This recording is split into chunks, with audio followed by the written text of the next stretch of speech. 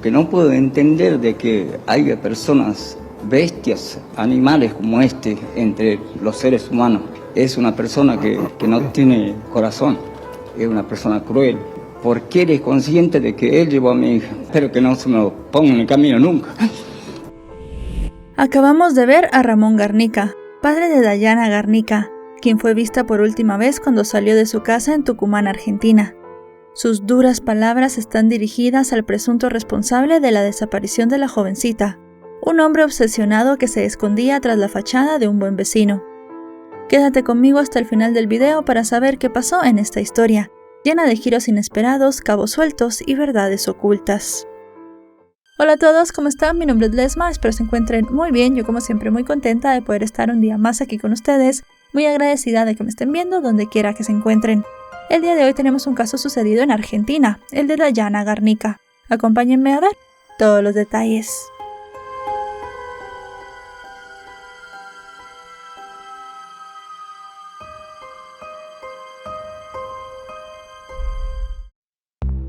Dayana Abigail Garnica Cisneros nació el 30 de marzo del año 2000 en Villa Muñeca, un barrio ubicado al noroeste de la provincia de Tucumán en Argentina.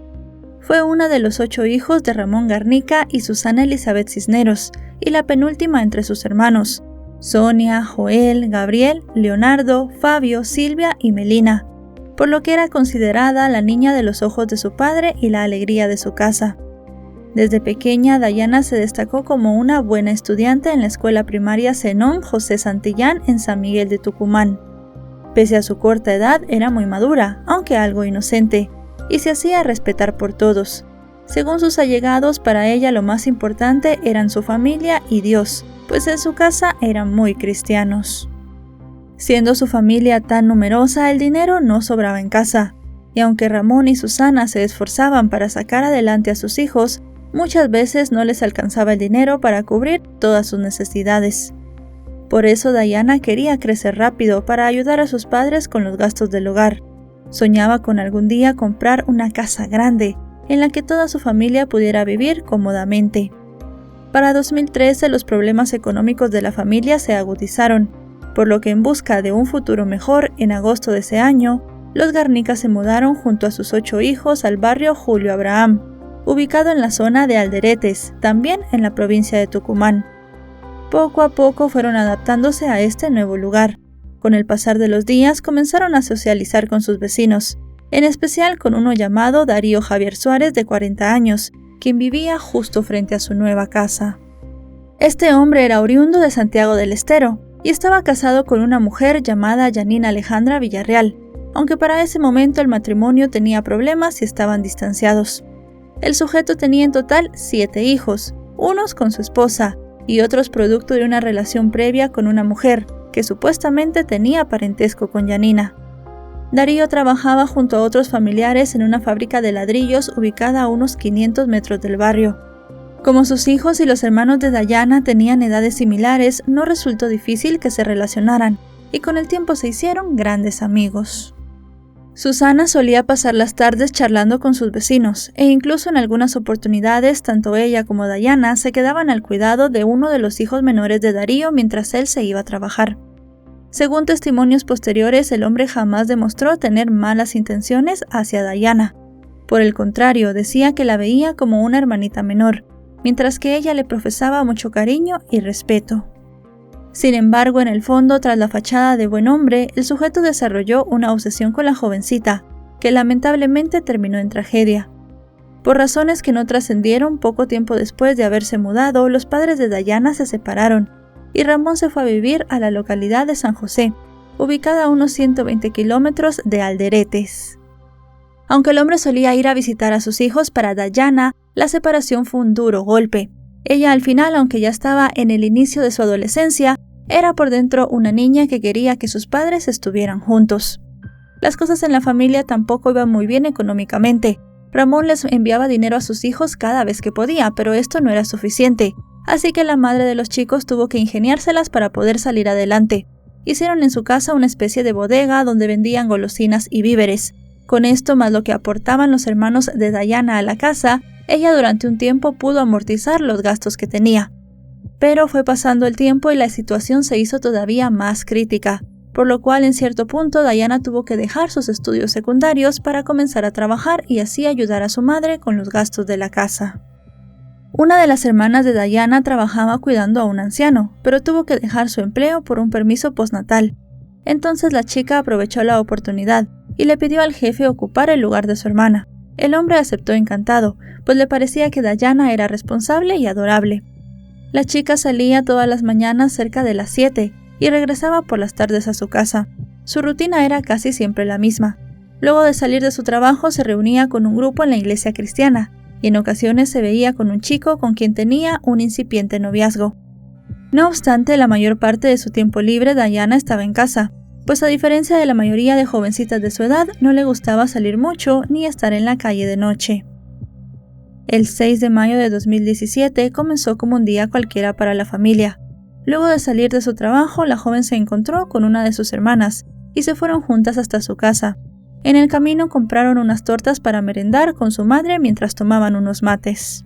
Esa tarde en particular Diana estaba muy feliz. Pronto le pagarían la cantidad de 7,000 pesos argentinos, lo que al cambio de esa época podían ser más o menos $500. Con ese dinero ella tenía planeado hacer algunas reparaciones en su casa y hacerle una prótesis dental a su madre que estaba necesitando prácticamente con urgencia. Mientras la chica comentaba esto con su madre y con su hermana y compartía con ellas con mucha felicidad, recibió una llamada en su teléfono. Era su vecino Darío. En esta llamada él le pidió que lo acompañara a comprar un aire acondicionado. Darío le dijo a Diana que este aire acondicionado era una sorpresa para la madre de ella, y le dijo que no le tenía que decir a ningún miembro de su familia que saldrían juntos, esto supuestamente para no arruinar la sorpresa. Seguido de esto recibió un mensaje también de Darío, donde se refería a ella como hermana pequeña. Le decía que por favor lo acompañara y le recalcaba de nuevo que no le dijera a nadie dónde iban a estar. Además de eso también le dijo que la iba a pasar a recoger en una esquina. La excusa que le dio para no salir juntos de la casa era que no quería que su esposa lo viera, ni que se enterara que le iba a comprar un regalo a la madre de Diana porque se pondría muy celosa. Pese a la petición del hombre, Diana sí que le contó a su madre que saldría con él. No porque desconfiara, sino porque ella realmente no le ocultaba nada a su familia, especialmente a su madre.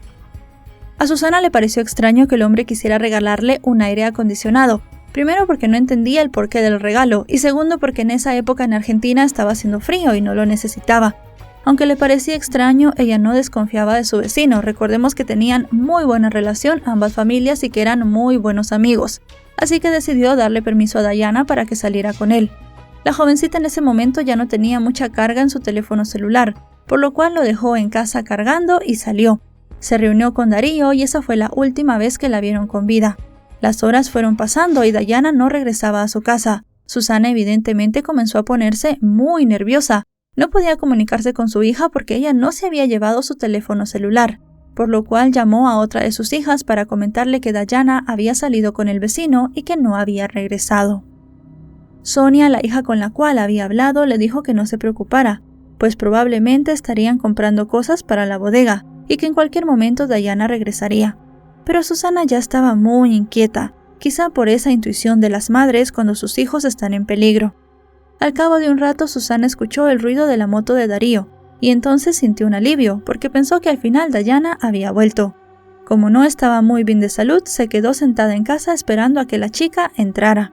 Sin embargo, al notar que pasaban los minutos y Diana no abría la puerta, se asomó y para su sorpresa vio a Darío solo. Diana no estaba con él.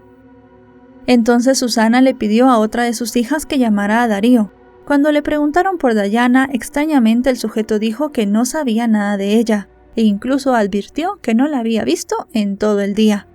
Sus palabras comenzaron a alimentar las dudas de Susana, pues ella tenía el perfecto conocimiento de que su hija había salido con él.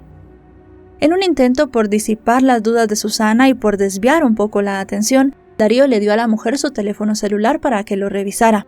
Para ese momento él ya había borrado la llamada y los mensajes que le había mandado a la jovencita. Le dijo que podía ver todo el contenido del aparato móvil y así darse cuenta que ese día él no había tenido comunicación con Diana. Susana revisó y en efecto vio que no había ninguna comunicación entre los dos. A ella le parecía muy extraño porque cuando su hija recibió la llamada, ella pensaba que había escuchado del otro lado la voz de Darío. Ahí comenzó a pensar que tal vez Dayana le había mentido y se había ido con otra persona, pero realmente no era un comportamiento muy normal de ella. La madre estaba muy ofuscada y lo único que quería era buscar a su hija. Darío le ofreció su motocicleta para ir a dar una vuelta para ver si no estaba en los alrededores del barrio. Susana comenzó a buscarla por todas partes, preguntó a vecinos y amigos, pero no encontró a Dayana por ningún lado en el barrio. Ella luego de eso recordó que Dayana había dejado su teléfono y que podía revisarlo. Vio los mensajes y la llamada que le había hecho Darío, porque evidentemente Dayana no los había borrado, y ahí se dio cuenta que su vecino le estaba mintiendo. Susana confrontó a Darío con los mensajes y la llamada, pero este siguió negando haber visto a Dayana y huyó en su motocicleta. La madre de la jovencita llamó a su exesposo para contarle lo que pasaba. Inmediatamente Ramón condujo hasta Alderetes y juntos acudieron a la policía para reportar la desaparición. A pesar de que los familiares de la jovencita les contaron a los oficiales sobre las sospechas que tenían de su vecino e incluso mostraron los mensajes enviados por él a la jovencita, en ese momento la policía no tomó en serio la denuncia. Alegaron que era muy tarde y que no tenían patrullas para iniciar una búsqueda en ese momento. Los oficiales de turno les sugirieron que la buscaran en los alrededores o en los lugares que ella solía frecuentar, y les aseguraron que enviarían la novedad a la policía. Pero como ya mencionamos, Dayana era una jovencita que no salía mucho, y su familia estaba segura de que algo malo le había pasado, y que su vecino era el responsable de la desaparición. Al salir de la comisaría, los padres de Dayana notaron que había una patrulla parada enfrente, y unos agentes estaban reunidos conversando. Supieron de inmediato que no recibirían apoyo por parte de las autoridades, por lo que decidieron buscar a la jovencita por su cuenta. Pese a que ya era algo tarde porque pasaban las 2 de la mañana, fueron hasta la casa de Darío para enfrentarlo, pero en el lugar no había nadie. Entonces a esa hora fueron hasta la fábrica donde trabajaba su vecino. Para su sorpresa, cuando llegaron se encontraron a toda la familia del hombre en el lugar.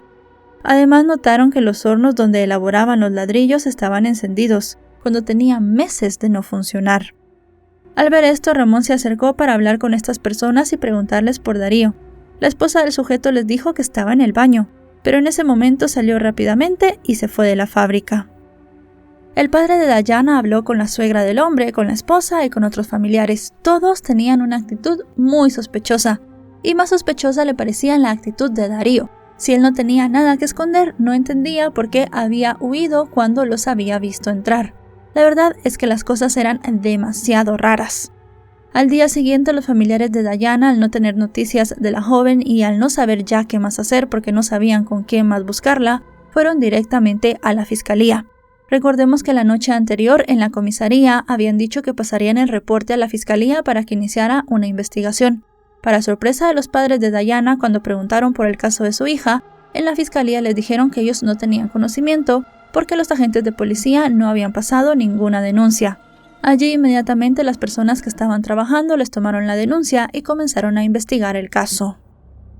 Este mismo fue asumido por el fiscal Claudio Bonari, quien desde un comienzo sospechó que algo andaba mal e inició rápidamente las investigaciones. Lo primero que hizo fue solicitar una orden de allanamiento, tanto para la vivienda de Darío como para la fábrica de ladrillos, pero se encontró con el primero de sus problemas. Era domingo, y ni los jueces del juzgado de instrucción número 5 ni el secretario de esa oficina se encontraban para autorizar esos procedimientos.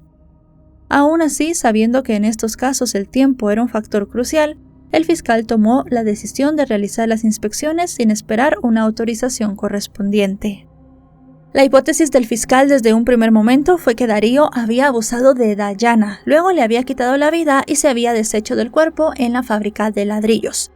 También pensaba que había contado con ayuda de sus familiares para deshacerse del cuerpo de Dayana. El hecho de que los hornos estuvieran apagados y luego los encendieran justamente esa noche se le hacía demasiado extraño. Teniendo esta hipótesis, se centró en esta investigación para demostrar los hechos. Pero como suele suceder en muchas de estas investigaciones, el caso comenzó a hacerse conocido. Y mientras se hizo conocido en las redes sociales, salieron muchas otras hipótesis de personas que pensaban y decían que supuestamente habían sido testigos de algunas cosas.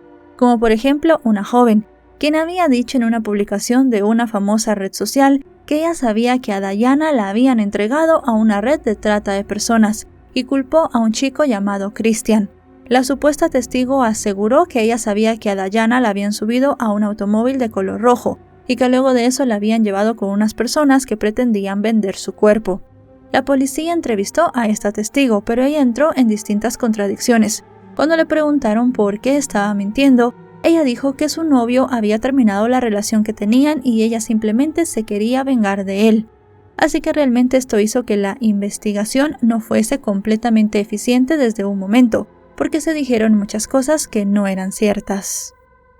Luego de esto la investigación siguió, y aunque para ese momento no había ni un solo rastro de lo que podía haber pasado con Dayana, el Ministerio Público clasificó la causa como privación ilegítima de la libertad seguida de homicidio.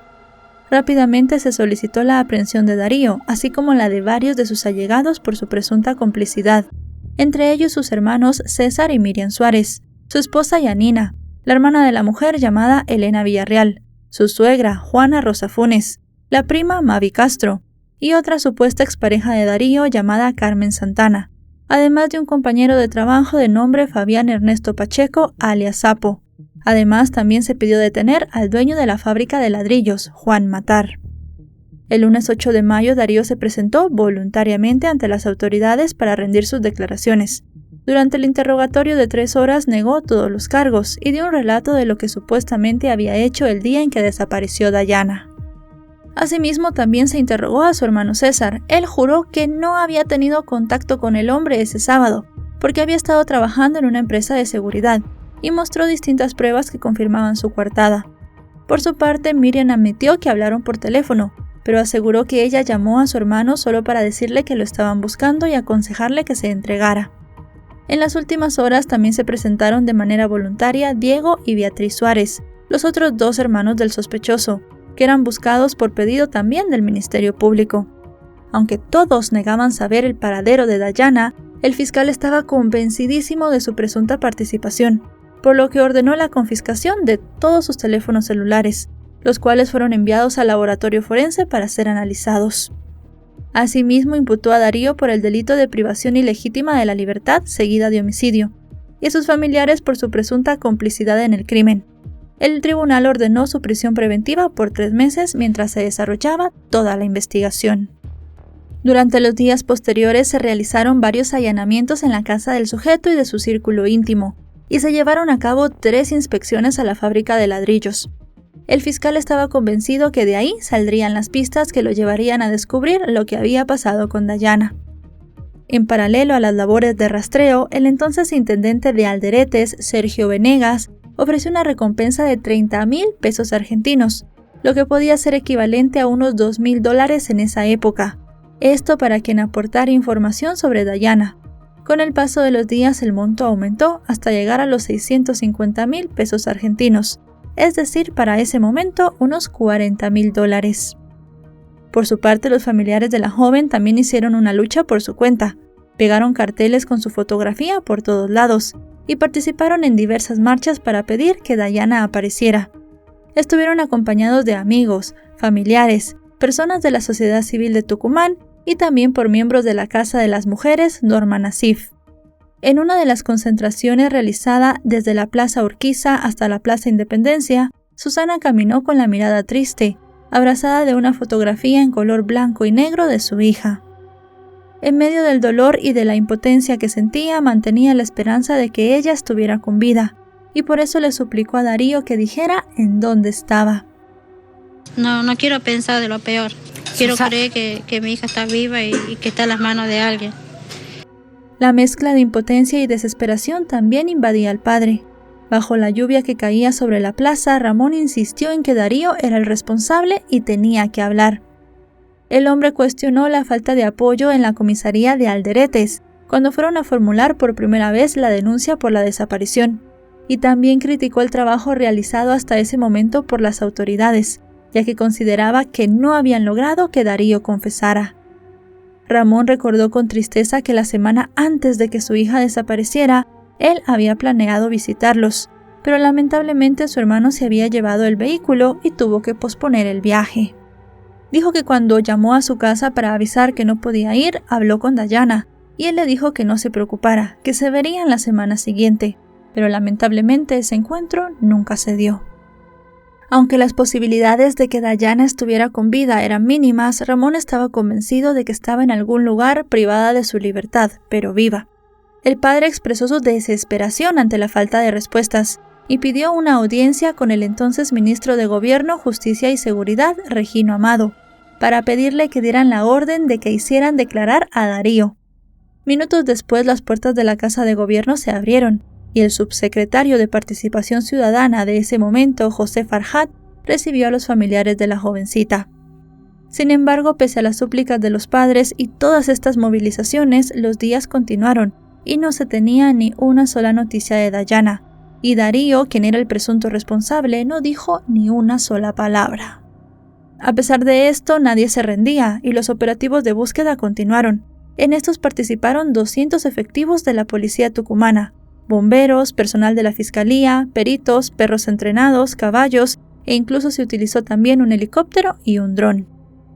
Al mando de los comisarios Hugo Cabezas, Sergio Juárez y Daniel Cuellar, acompañados por bioquímicos forenses de la fuerza, se buscó a la joven intensamente en la fábrica, donde incluso se desarmaron 2 hornos, ante las sospechas de que podían haberla arrojado allí tanto a ella o a sus pertenencias. En los primeros rastrillajes, los perros adiestrados encontraron algunas prendas de ropa con manchas de sangre. La policía creía que tal vez estas manchas de sangre podían pertenecer a Dayana. Enviaron rápidamente las muestras al laboratorio, pero el resultado fue negativo. La sangre no era de Dayana y su ADN no estaba por ninguna parte de estas prendas, por lo cual fueron sacadas de la investigación, descatalogadas como pruebas. Adicional a esto, mientras se revisaban los hornos de la fábrica, se encontraron algunas piezas dentales y un pequeño metal de tipo quirúrgico. La policía creía que este metal podía pertenecer a un piercing que Dayana utilizaba en la nariz. Todo esto también fue enviado a un laboratorio para que se evaluara. Mientras estas pruebas eran evaluadas, la policía encontró unos escritos de Darío bastante inusuales. Mientras estaban haciendo un allanamiento en su casa, encontraron unas cartas que él le escribía a Dayana. En estas cartas, él le confesaba que estaba obsesionado con ella. Se podía ver que el hombre no podía hacer otra cosa que pensar en Dayana. Le escribió en una de estas cartas que si bien cuando la conoció era una niña y la había visto como una hija o como una hermana menor, para ese momento él ya no aguantaba las ganas que tenía de estar con ella, e incluso le dijo que la iba a llevar a su lugar de descanso eterno. La fiscalía pensaba que con esto ya podía enviar a Darío a juicio, pero la investigación dio un revés que nadie se esperaba. Y es que un mes más tarde, el 18 de junio, cuando se debían recibir los resultados de los análisis de las piezas que se hallaron en el horno, se conoció que 2 sobres con las muestras habían desaparecido. El fiscal dictó de inmediato el secreto de sumario a la causa y ordenó la detención de 10 oficiales de la policía de Tucumán. 7 fueron liberados ese mismo día y 3 quedaron a disposición del Ministerio Público. Desde ese momento el caso fue seguido por la Policía Federal. Entre las conjeturas que surgieron por parte de la policía sobre la extraña desaparición de estas evidencias era que quizás estas podían haberse traspapelado o que los elementos se habían desintegrado debido al estado de descomposición en el que se encontraban. Pero esa no fue la única evidencia que desapareció. Extrañamente también se perdieron los manuscritos hallados en la residencia de Darío, en los cuales, como ya dijimos, se reflejaba que estaba obsesionado por Dayana. Cuando todo parecía perdido, en julio de ese año surgió un nuevo dato sobre algo que hizo Darío el último día que Dayana fue vista, lo que generó sospechas y también muchas dudas. Esta nueva información fue aportada por un taxista cuyo nombre no fue revelado. Él declaró ante la fiscalía que al día siguiente de la desaparición de Dayana, él había llevado a Darío junto a su esposa y a su suegra a una casa que estaba en El Chañar, una localidad ubicada a 21 kilómetros de San Miguel de Tucumán.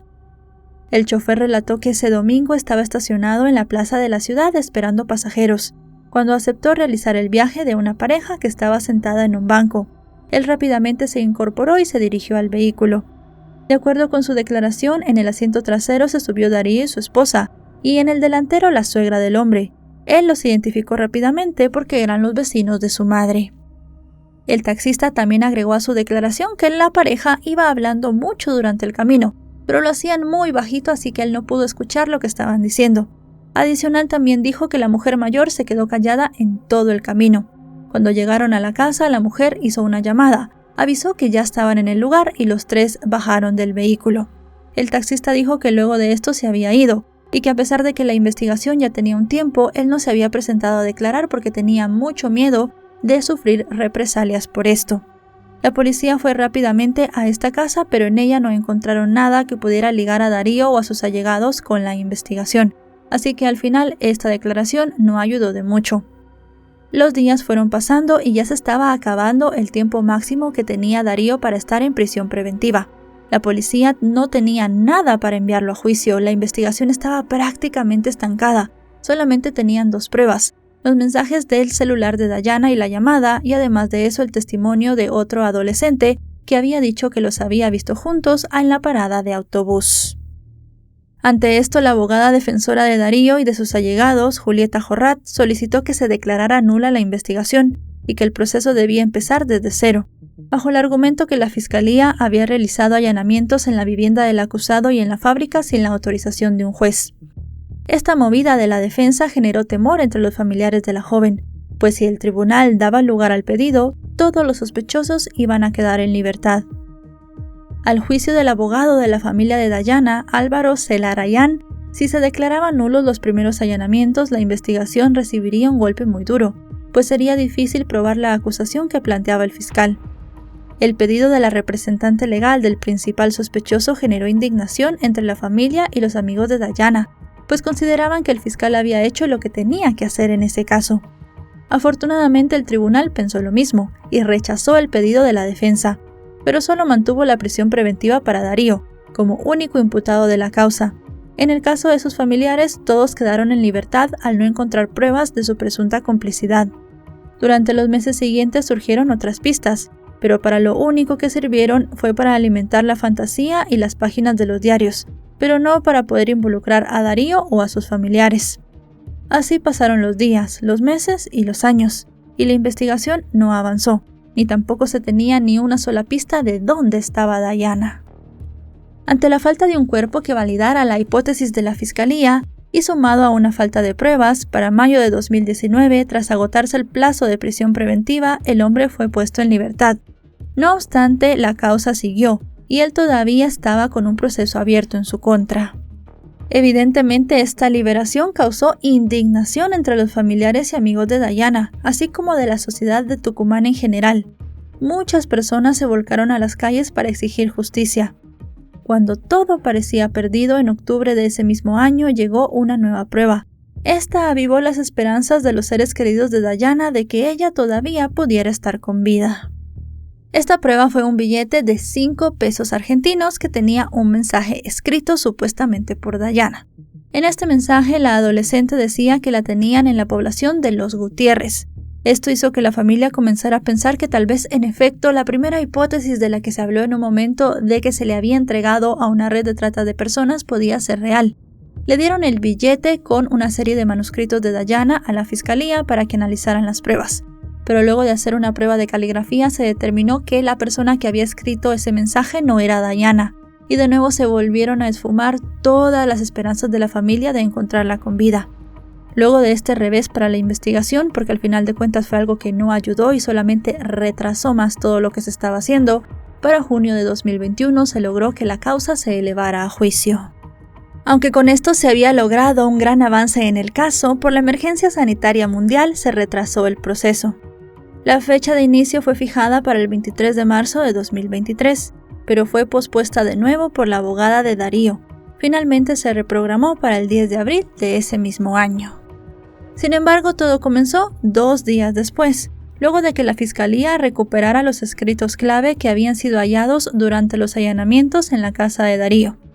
6 años después resultó que esas notas solo se habían traspapelado y fueron encontradas mientras se preparaba el juicio en el interior de una caja sellada. Tras el hallazgo de estas evidencias, el Ministerio Público solicitó al tribunal hacer una prueba caligráfica. El tribunal accedió a la petición del Estado y la licenciada en criminalística, Cristina del Valle Ibarra, comparó la escritura, los rasgos y la inclinación de las letras. Esto con una nota que había redactado Darío unos días antes, y dijo que en efecto había coincidencia. Los resultados fueron concluyentes y así se sumó un dato más a esta investigación. La aparición de esta prueba no fue lo único que las autoridades consiguieron a última hora, sino también la declaración de 2 testigos más. Una de estas testigos fue una mujer que dijo que había sido expareja de Darío y que se habían ido a vivir juntos cuando ella solamente tenía 12 años. Esto para las autoridades era un antecedente de que Darío abusaba de personas menores de edad, por lo cual no podía pasar desapercibido. Otra testigo fue una vecina de César, el hermano de Darío. Ella comentó que la madrugada en la que desapareció Dayana, ella vio cómo César llegó a casa con su hermano con un bulto. La mujer comentó que ella escuchó el ruido de una motocicleta y como vivía enfrente de la casa, vio por una ventana quién estaba llegando. Vio que César conducía el vehículo, mientras que Darío llevaba en sus piernas una bolsa grande que parecía ser de residuos. Comentó que ellos se fueron y a la media hora más o menos regresaron sin este bulto. César guardó la motocicleta en el garaje de su casa y luego ambos se fueron caminando. La mujer dijo que había esperado hasta el juicio para hablar porque estas personas eran muy violentas. Incluso ella ni siquiera dio su nombre en el proceso, declaró bajo el anonimato, ya que dijo que ya en varias ocasiones había tenido problemas con esta familia y temía que le hicieran algo a ella o a sus seres queridos. Tras escuchar la exposición, la fiscalía requirió una medida de prohibición de acercamiento para protegerla a ella y a su familia. También recordemos que ellos habían llegado al debate en libertad. A los testimonios se sumaron los manuscritos y los mensajes que, como ya sabemos, Darío le había enviado a Dayana. Finalmente, el debate comenzó el 12 de abril de 2023 en el Tribunal de la Quinta Cámara Penal Conclusional. Este estaba integrado por los jueces Dante Ibáñez, Rafael Macorito y Diego Lamoglia. Ese mismo día, los familiares de Dayana se concentraron en las afueras del recinto para exigir justicia. Durante los alegatos, la acusación, a cargo de los fiscales auxiliares Gerardo Arch y Osvaldo Martínez Terán, señaló que para inculpar a Darío se había tenido que construir un rompecabezas, ya que ellos no tenían cuerpo, y tuvieron que unir todo para interpretar lo que había sucedido aquel día. Según determinaron los investigadores, Darío se comenzó a contactar con Dayana a las 6:41 de la tarde. Ahí fue cuando le envió el primer mensaje y sucedió todo lo que nosotros ya conocemos. La llamó, le pidió que borrara los mensajes, que no dijera dónde iba, que iban a comprar la sorpresa para su madre. Luego de eso, Dayana ya no apareció y sus familiares hicieron la denuncia. Según la acusación, durante este tiempo, Darío abusó de Dayana y luego le quitó la vida. La acusación destacó las pericias realizadas tanto a los celulares de Dayana como de Darío, los cuales fueron de suma importancia. Para ellos, Darío había planificado todo previamente, pues las conversaciones denotaban una intencionalidad. Según la acusación, el móvil fue la obsesión que tenía el sujeto con Dayana, la cual, como ya sabemos, se reflejó en sus manuscritos. En medio del debate también trascendió que el acusado tenía antecedentes por violencia de género y 2 causas penales pendientes por este delito. El examen psicológico que se le hizo a Darío reveló que tenía rasgos de personalidad impulsiva y también psicopatológicos. En sus alegatos finales, la Fiscalía y la querella, a cargo del abogado Carlos Garmendia, pidieron una condena de prisión perpetua para el hombre, mientras que su defensa solicitó la completa absolución. Antes de conocer la sentencia, la hermana de Dayana, Sonia, hizo uso de las palabras finales y solicitó a los jueces que hicieran justicia para su familia. Comentó que a lo largo de todo el juicio pudieron notar el dolor de la familia ante la falta de su hermana, y aseguró que si dejaban en libertad al sujeto seguramente habría más víctimas. Para finalizar, se refirió al hecho de que hasta ese momento ellos no habían podido encontrar el cuerpo de Dayana. Le pidió al acusado que se tocara el corazón y les dijera qué había hecho con ella, para que pudieran darle un cierre a esa tragedia. Darío también habló antes del veredicto. Él negó los hechos y dijo que no le haría daño a nadie. Tras escuchar las palabras de ambas partes, finalmente el 2 de mayo de 2023 y por unanimidad, se declaró culpable a Darío Javier Suárez, de 46 años, y se le condenó a prisión perpetua.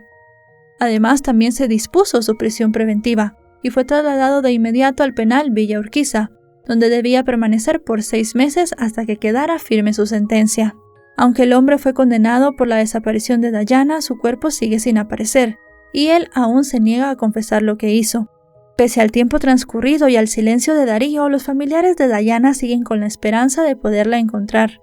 Según han dicho, lo que necesitan para seguir con sus vidas es conocer la verdad de lo ocurrido aquel 6 de mayo de 2017 cuando Dayana salió de casa por última vez. Y bueno, chicos y chicas, hasta aquí el caso de hoy. Un caso muy difícil, muy controversial, muy complicado porque no hay un cuerpo. Al final se logró una sentencia dura, la más dura de Argentina, pero también es importante saber y destacar que aquí para la familia de Dayana no ha habido un cierre. A pesar de que ya hay una persona en la cárcel, es una persona que sigue negando los hechos y que no les ha dado a conocer lo que hizo con Dayana ese horrible día. Realmente es muy necesario para la familia saber esto y poder cerrar el ciclo, poder cerrar lo que están viviendo, ya no esperar a Dayana, saber bien qué pasó con ella. Pues realmente es una situación bastante complicada. Esperamos que este hombre al final algún día diga lo que en realidad pasó y le cuente a los familiares qué hizo con Dayana. Si este video les ha parecido informativo, recuerden dejarle un me gusta, recuerden suscribirse si no lo están. Actualizo 3 o 4 veces por semana y si están suscritos les llegará una notificación cada vez que yo suba un video. En redes sociales me encuentran como LesmaVR, allí también subo mucho contenido. Ahora sí, nos vemos hasta otro caso. Adiós.